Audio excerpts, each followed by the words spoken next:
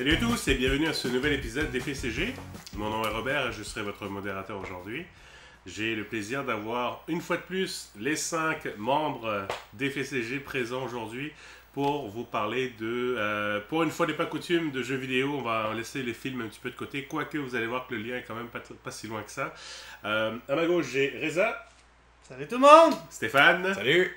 Hugo. Bonjour! Et Luc. Hello. Alors aujourd'hui, ce qu'on a décidé de faire, c'était de vous parler un peu. Comme vous le savez, peut-être, on est assez dans le groupe, on est quand même plusieurs à aimer beaucoup les jeux de combat. Et cette année, il y a, en fait, depuis bientôt plusieurs années, il y a maintenant plusieurs licences de jeux de combat qui reviennent sur les nouvelles consoles, etc. Le mois de mai et de juin sont de très très très gros mois pour des licences, et septembre aussi, pour des licences de jeux de combat. Et aujourd'hui, on va vous parler de 2 licences. La première étant Marvel vs Capcom Infinite, qui va sortir le 19 septembre, si je ne me trompe pas. Et par la suite, on va finir par un très très gros jeu que tout le monde attend avec beaucoup d'impatience, qui est Injustice 2. Qui va en fait sortir dans les prochains jours, prochaines semaines, le 16 mai. Donc ça, c'est très bientôt. Sans plus tarder, on va parler un petit peu, vu que c'est un peu plus loin, on va juste parler un peu de ce qu'on a vu jusqu'à présent. On a vu quelques trailers. Marvel vs Capcom Infinite, donc qui est théoriquement le 4e jeu de la licence MVC. Qu'on va appeler maintenant MVC, sauf que ça a été considéré plutôt comme un reboot, étant donné que la formule a changé. Pour ceux qui connaissaient un petit peu le jeu, la licence de Marvel, qui était souvent 3 contre 3, si je ne me trompe pas. Le premier MVC était 2 contre 2. MVC 1 était 2 contre... En fait, si on regarde, c'est le 7e jeu versus, ou le 9e jeu de Marvel, disons. Les jeux versus qui ont commencé avec X-Men vs Street Fighter étaient historiquement 2 contre 2. C'est du 3 contre 3 depuis Marvel vs Capcom 2. Ensuite, il y a eu Marvel vs Capcom 3, il y a eu Ultimate, puis Marvel vs Capcom Infinite, ils reviennent à du 2 contre 2. Oui. Pas d'assist. En fait, pas d'assist. Tu peux quand même appeler ton coéquipier pendant tes combos. Tu peux te taguer, mais il n'y a plus d'assist en tant que tel. Il n'y Oui. a plus de personnages qui ne servent qu'à ça. Donc c'est un retour un peu au jeu précédent.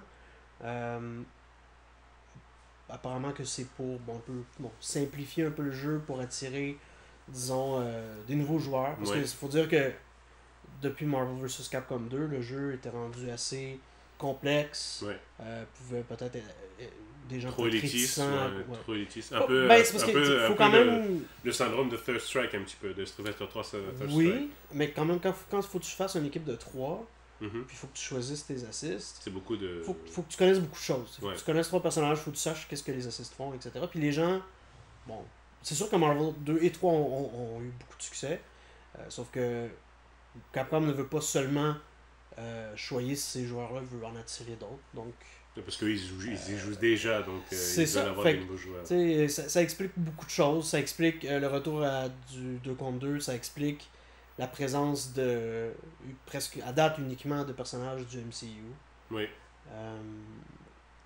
Donc des personnages de l'univers des films de Marvel. Ouais. Donc aucun X-Men. À date, non. Puis ça c'est en ligne avec... Donc pas de cycle. C'est en ligne avec les décisions de Marvel de ne pas faire de push, ne pas faire de promotion. Des films de Fox. De tout ce qui n'est pas MCU en ce moment. Ok. Ça veut pas dire qu'il n'y en aura pas, mais les rumeurs disent qu'il n'y aurait pas de personnages d'X-Men ou d'autres licences à part le MCU dans le core roster. Parfait. Avant, parce que je sais que, enfin, ce n'est pas un secret, mais parmi nous 5, c'est vraiment Luc qui est le plus grand fan de la série des MVS. Alors je vais revenir à toi, Luc, mais avant ça, j'aimerais peut-être avoir un peu l'impression de mes chers collègues. On a, d'ailleurs, vous pouvez peut-être le voir en ce moment, quelques images au niveau du trailer de MVCI. J'ai encore du mal à le dire. Hugo, pour ce que toi t'as vu, comme on va dire peut-être pas de novice, mais bon, les jeux de combat tu joues un petit peu. Ce que t'as vu à date, est-ce que tu vas y jouer éventuellement? Peut-être pas forcément l'acheter, mais est-ce que tu vas quand même pitonner un peu sur les pitons? Je vais te corriger, je joue absolument à aucun jeu de combat. Peace and love? Non, c'est un genre de jeu que qui m'a jamais vraiment attiré. J'aime beaucoup vous regarder jouer, par contre. Tu veux dire, tu aimes beaucoup regarder Luc nous battre, Ouais, MVS, surtout. Mais par le trailer, ce qu'on a vu tout à l'heure avant de tourner l'épisode, c'est visuellement beau, beaucoup d'action, beaucoup de fun. Mais ça me fait penser à peu près tous les autres jeux de combat que vous avez joué en face de moi. Puis il y a rien de. Pour moi, il n'y a rien de nouveau en tant que novice, en tant que quelqu'un qui connaît vraiment pas ça. C'est pas un truc qui se démarque, qui dit ok, lui, je vais peut-être commencer à embarquer dedans, puis pas vraiment. C'est pas ce genre de jeu-là qui va m'attirer plus que d'autres. Okay. Si j'ai une manette dans les mains, je vais peut-être faire un peu de button mashing, mais je m'attends pas à battre Luc de ce Mais surtout que maintenant, je vais en parler avec toi, surtout que maintenant on a du auto-combo, donc ça va être intéressant, effectivement. Toi, je sais même pas de quoi tu parles. Exactement. Ben, tu peux juste appuyer sur un bouton et tu fais des combos tout seul, ton personnage, donc au moins tu as l'impression de faire quelque chose. Ok, parfait. Stéphane, toi, par rapport à ce que tu as vu un petit peu, tu joues quand même un peu des jeux de combat, tu joues à Street quand même. Donc, ouais, moi Street Fighter, c'est vraiment mon jeu de combat numéro 1. Ouais. J'ai vraiment aimé les autres Marvel vs Capcom. Oui. À part le fait, comme tu dis, que c'est très élitiste au niveau des combats. Écoute, il y a trop d'affaires, un petit peu comme toi tu disais, il y a trop d'affaires à se souvenir. Là. Tu prends 3 bonhommes, ok, il faut que tu connaisses exactement tous les combos de celui-là, les combos en duo avec l'autre. C'était vraiment trop à se souvenir. Je l'ai quand même apprécié le précédent. Lui, il est pas sûr. Je vais quand même le trouver le fun. Ce qui manque à ça, je trouve, c'est un bon story mode. Ce que j'aime justement de Injustice, ce qu'on va parler après, c'est justement le story mode de ça. Il y en a annoncé un. Il y en a annoncé un qui est good. Ouais, mais le story mode attention, Capcom et Story Mode, là, on a vu ce que ça donnait pour SF5. Ouais.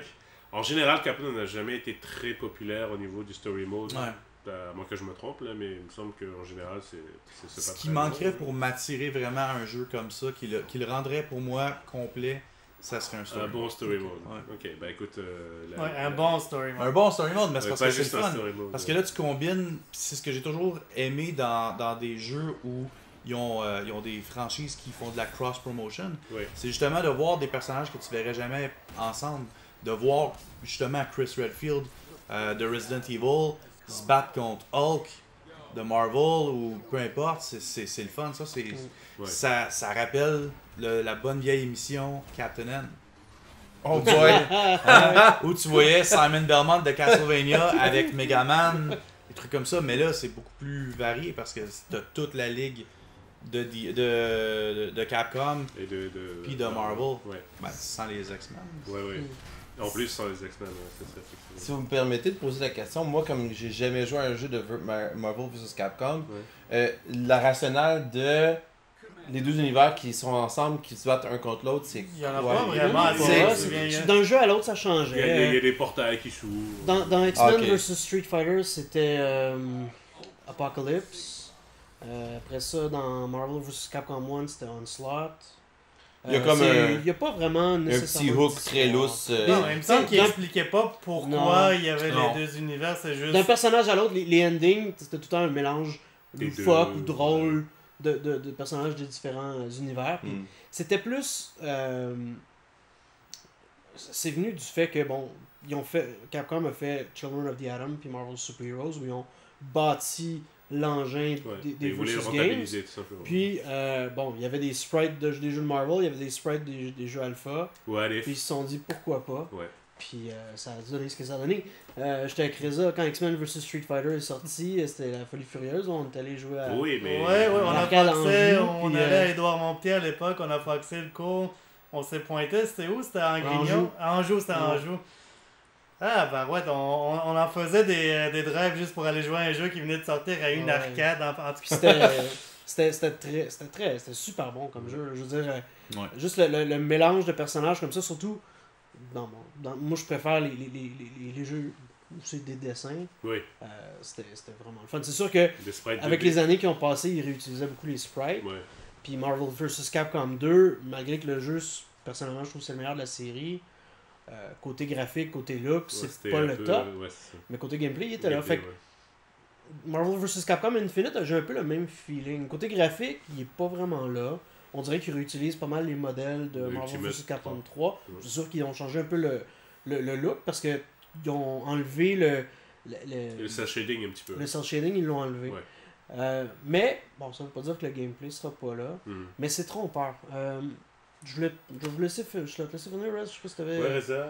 T'as quoi à dire sur MVCI, toi qui joues également un petit peu, mais en fait qui est le plus grand amoureux de Marvel vs Super Heroes, ton jeu de Capcom. Oui, ben en fait, c'est drôle que tu parles des débuts de cette série-là, Children of the Atom, Marvel Super Heroes, tout ça, parce que je trouve que ce qui manque dernièrement à cette série de jeux-là, je parle surtout de ce que j'ai vu en tout cas d'Infinite, mais un petit peu de MVC3 aussi, c'est que je trouve que ça n'a pas autant d'âme. Tu sais, on dirait qu'ils reprennent juste, ok, ils recyclent un peu le même engin. C'est ok, même le story mode, de ce que j'ai vu, ça a l'air un peu half-assed, là, tu sais, c'est pas... l'idée est quand même pas mauvaise, ouais. C'est pas Marvel Super Heroes. Je vais dire ça de cette façon-là. Quand Children of the Atom puis Marvel Super Heroes sont sortis au début, premièrement, c'était fresh, c'est nouveau. Deuxièmement, tu voyais qu'il y avait une attention aux détails, là, tu sais, j'ai remarqué des trucs là, dans les backgrounds, dans les... Le personnage, quand il fait ce move-là, il fait ça après, il y avait comme des touches de personnages. Moi, quand j'avais joué sur Children of the Atom, quand tu avais le stage de Magneto, ouais. il était dur aussi à battre, là. Ben oui, fait que, tu sais, tu le voyais que, ok, c'était un projet qui ont bien traité, mais après, avec la série qui a continué, puis c'est comme... On dirait que c'était juste une question qu'on va mettre juste plus de personnages, puis plus de trucs à faire, puis à se souvenir au point où on était rendu, comme tu disais, à MVC3, où genre, t'as 3 assists avec chacun un move qu'il faut que tu choisisses, puis des combinaisons, puis des permutations. Anyway. Fait que, ce qui est intéressant, c'est qu'on dirait que NetherRealm Studio, ils sont rendus... Où est-ce que Capcom était il y a une vingtaine d'années ou quelque chose comme ça, où je vois les trucs d'Injustice, qu'est-ce qu'ils font, puis je trouve, là comme ils rentrent dans le détail, puis des trucs qu'il y a dans ce jeu-là.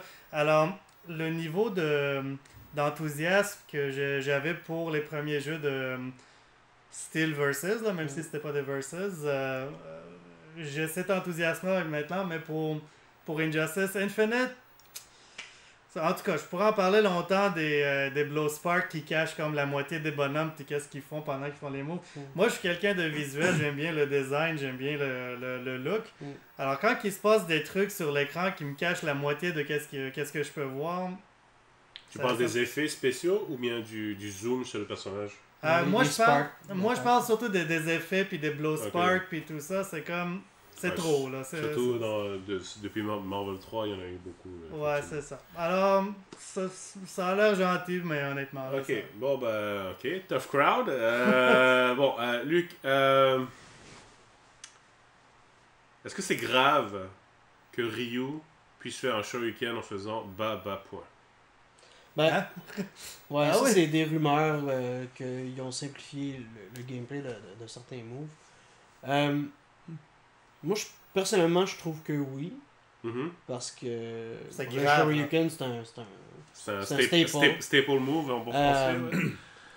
Je sais pas ce qu'ils vont faire exactement. Il y a des rumeurs des deux côtés. Moi, je pense peut-être qu'il va y peut-être avoir une option de easy input ou quelque chose comme ça, comme il y a eu dans Street Fighter Alpha. Ça reste à voir. C'est pas la fin du monde, mais je trouve ça un peu dommage. Est-ce que justement la volonté de Capcom de trop simplifier va pas tuer, va pas faire fuir les élites? À première vue, ça faisait un peu peur. Oui. Sauf que en regardant le gameplay, ça a l'air quand même assez le varié. jeu a l'air quand même avoir pas mal de depth. On va comparer, mettons, Marvel vs Capcom 2 puis 3 avec celui-là. Oui, dans Marvel vs Capcom 2 et 3, tu choisis tes assists, puis on se cache pas, il y avait des assists qui étaient beaucoup meilleurs que d'autres. Donc, après un certain temps, quand tu vois quelqu'un qui prend Psylocke dans Marvel vs Capcom 2 puis qui prend le Side Blade, ben c'est parce qu'il veut un uppercut invincible comme assist. T'sais. Puis, tu sais c'est quoi le timing, tu sais comment ça sort, tu sais comment tu peux t'y attendre, savoir comment le bloquer. Fait que malgré qu'il y a beaucoup de choix, en bout de ligne, les meilleurs assists vont ressortir puis t'as pas tant de choix que ça. T'sais. Dans Marvel vs Capcom Infinite, ils ont enlevé les assists, sauf qu'ils ont ouvert le switch à tu peux le faire pratiquement n'importe quand. Puis ça, je pense que c'est la portion de gameplay clé qui va faire en sorte que les fans hardcore de Marvel vs Capcom vont accrocher. Mm-hmm. C'est que ça ouvre les portes à avoir de la liberté dans ton gameplay.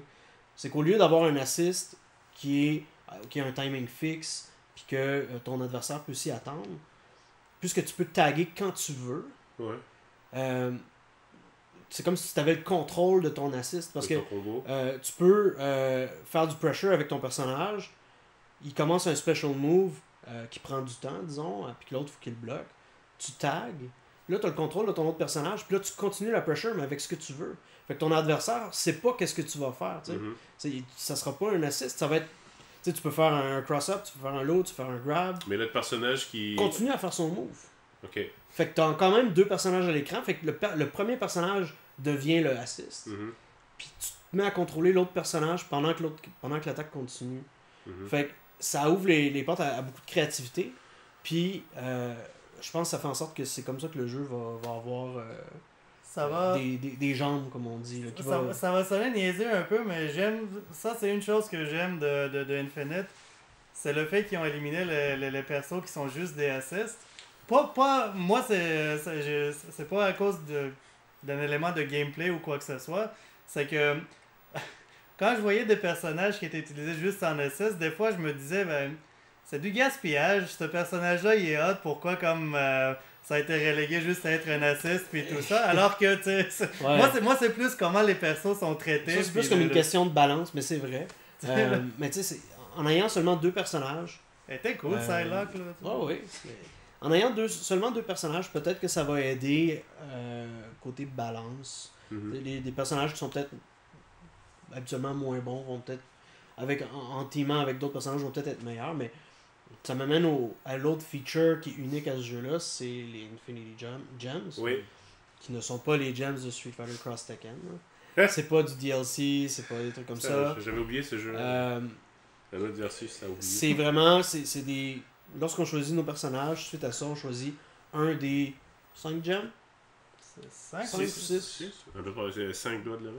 Ouais, mais il y en a un autre au milieu. Au milieu. Il y en a 6. On choisit un des 6 gems, puis c'est un bouton dédié sur la manette qui ajoute comme un special move de plus. Okay. Puis il y a une barre de super pour ton gem. D'accord. Puis ça rajoute du gameplay, donc ça peut modifier beaucoup, disons, la stratégie d'un grappler qui a le time gem, parce que il va avoir un teleport ou un dash rapide, donc il va pouvoir avoir plus de mobilité. Donc pour toi, encore une fois, en tant que tu as le plus d'expérience que nous au niveau de ces séries-là, tu es quand même assez optimiste, même si au début c'était pas trop ça, là ça t'a un peu réconcilié. Un peu.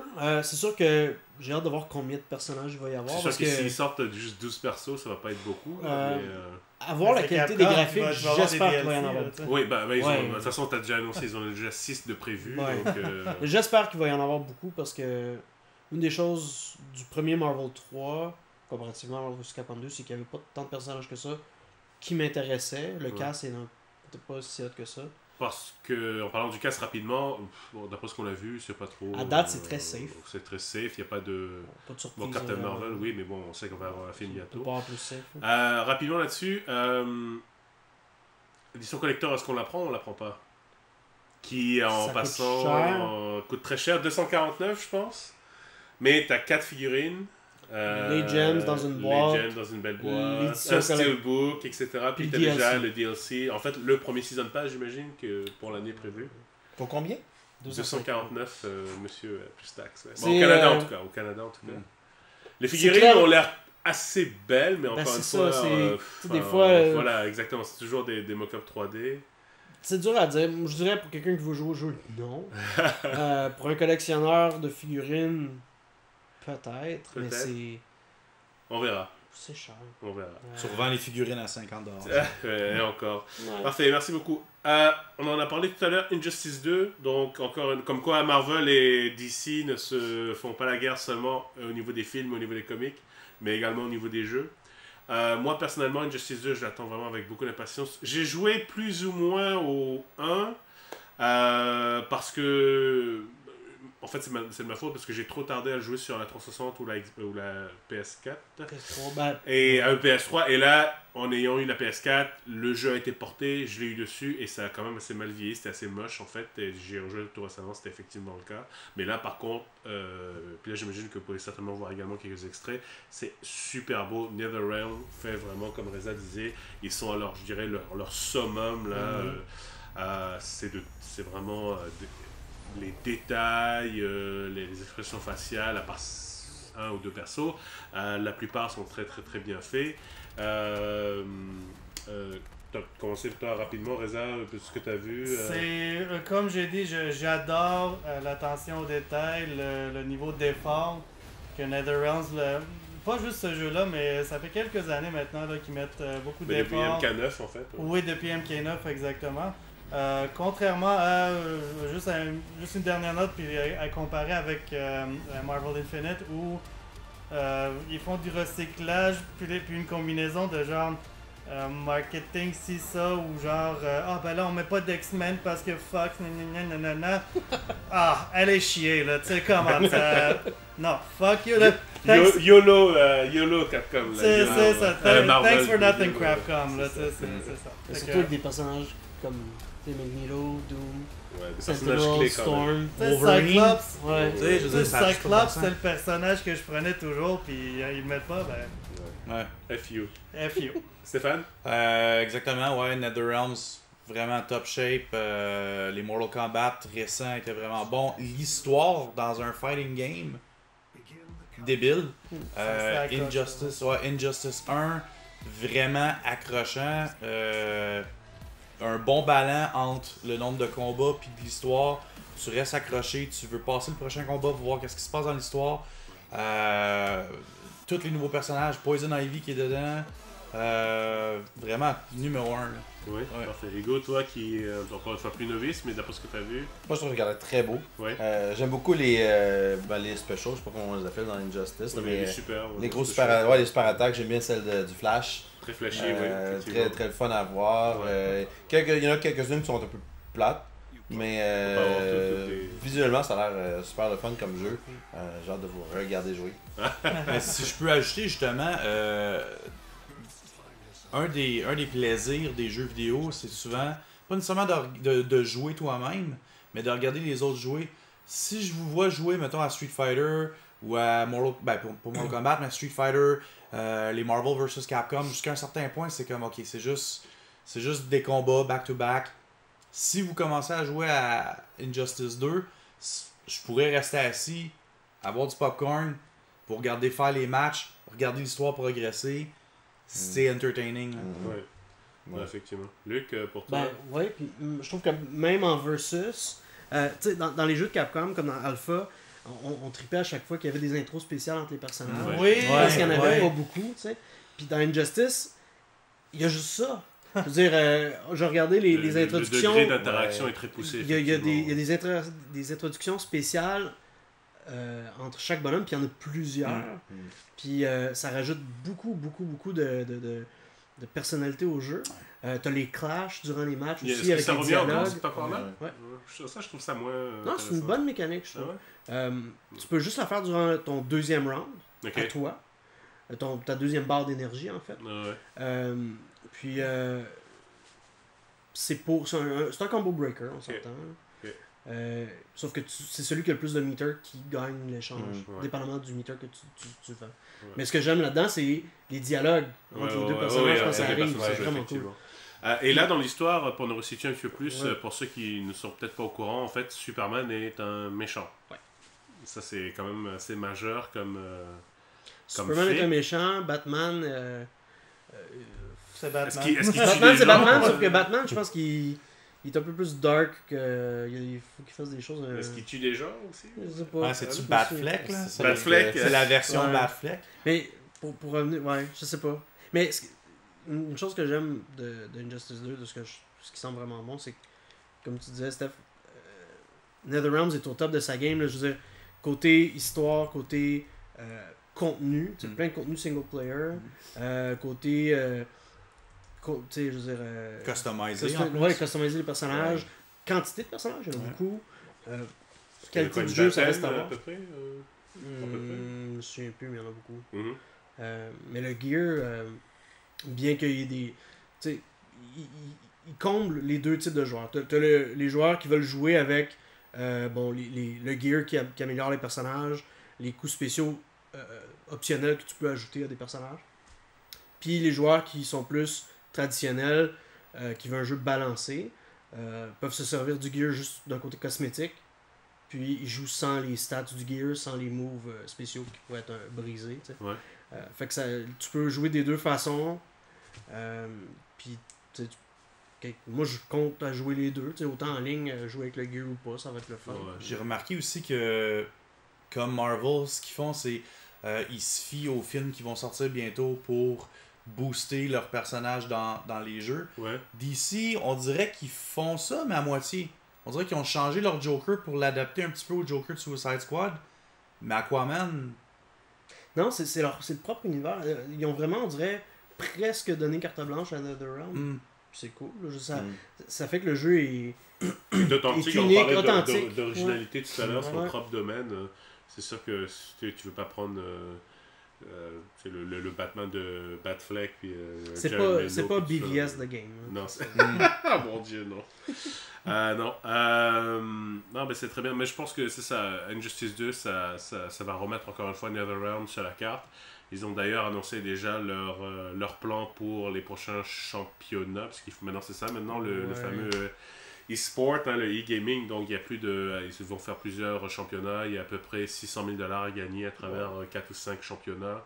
Donc, mais ça reste quand même très impressionnant à voir les matchs des jeux de NetherRealm. Donc, contrairement, on va dire, à Marvel vs Capcom Infinite, le consensus du panel est quand même assez très positif quand même. On dirait que le jeu plaît à tout le monde. Oui. Autant les gens qui veulent jouer compétitivement. Faut se le dire, un jeu de combat, le gameplay, c'est à mon avis la première chose, mais à un moment donné, il faut quand même livrer la marchandise au niveau de la créativité, au niveau du graphisme. Mais là, vraiment, NetherRealm met vraiment le paquet. Ils savent faire des très très beaux jeux et ils livrent vraiment la marchandise. Même question pour toi. Là, cette fois-ci, est-ce qu'on prend le collector ou pas? Le collector, il y a 3 versions, hein, c'est ouais. ça? Il y a une version de base. Rapidement, ouais. Que si tu précommandes, t'as Darkseid, qui a l'air super intéressant. Ouais. T'as une version qui coûte un peu plus cher, où je pense que t'as la première vague de DLC.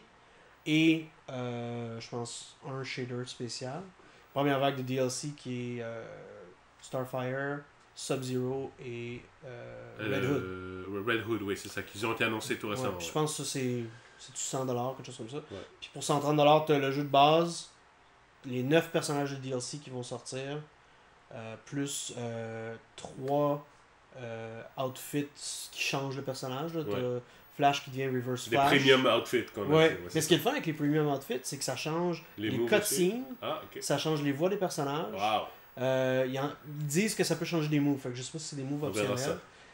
Mais c'est le fun, c'est qu'au lieu d'avoir, comme disons dans Soul Calibur, avoir Rock et Astaroth qui sont pratiquement pareils, ils prennent 2 spots.